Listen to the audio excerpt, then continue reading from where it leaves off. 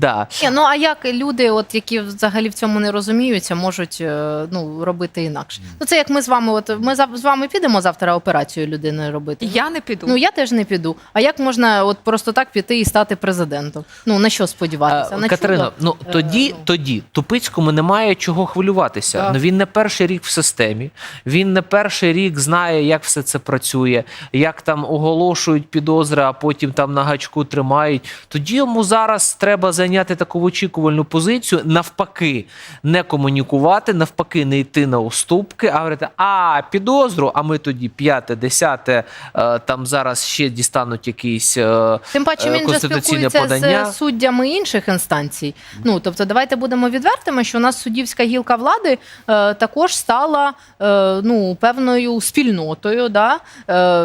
Інколи з негативним фактором. Я не прибічник, розумієте, говорити, що от абсолютно всі судді корумповані, тому що суддя районного суда десь в сільській місцевості, насправді йому більш складно працювати, ніж він є корумпованим. Але найвище, припустимо, там адміністративні суди, безумовно, до них є питання. Але дивіться, я думаю, що ситуація з конституційної кризи, і ситуація з Тупицьким, вона є лакмусовим папірцем, вона є індикатором дечого іншого. Тобто, перше, те, що влада, коли не є сильною, ким сильні є? Є сильні інші інституції, припустимо, там різноманітні там зами міністрів, люди, які ставлять ВО міністрів, судова гілка влади, місцеві, припустимо, такі князьки, які там беруть і контролюють обласну раду і міську раду. Тобто відбувається в такому негативному плані диверсифікація впливів.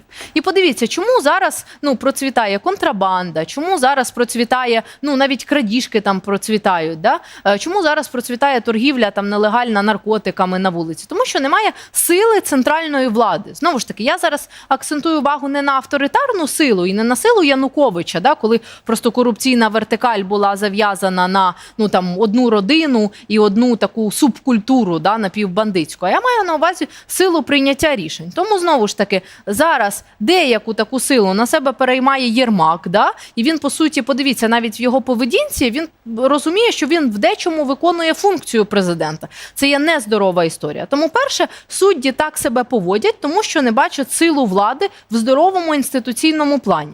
Друга ситуація, про яку говорить тут власне, ситуація з Конституційним судом, це невідповідність президента своїм функціям. Не має президент от прямо у кожне медійне питання мати свою позицію. Ганяти того голову КСУ. В нього є функція. Він президент право казати, не скасовуй земельний, мовний закон і просити про банки. При приватній... Тим паче, що він є гарантом Конституції.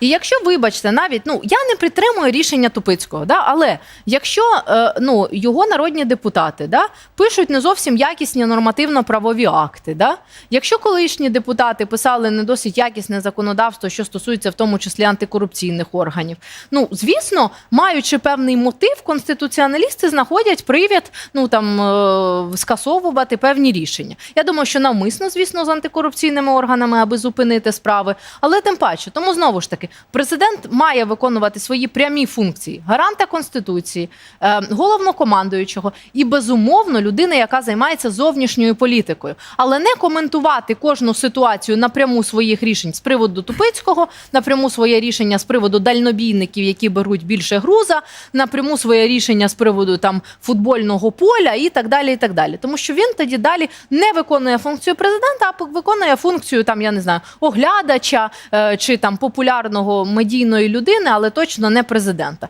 І третя ситуація, що, дивлячись на таку історію, нам не чекати інвестицій. Насправді, історія з Конституційним судом напряму пов'язана з економічним і інвестиційним кліматом. Тому що якщо в нас немає порядку по ключовим питанням, припустимо, антикорупційним, по питанням землі, то які інвестори будуть сюди приходити і працювати, бо якщо немає порядку з Конституційним судом, то тоді абсолютно точно не буде порядку з точки зору нормативно-правових актів про податки і про державні гарантії і так далі. Приймається, Катю.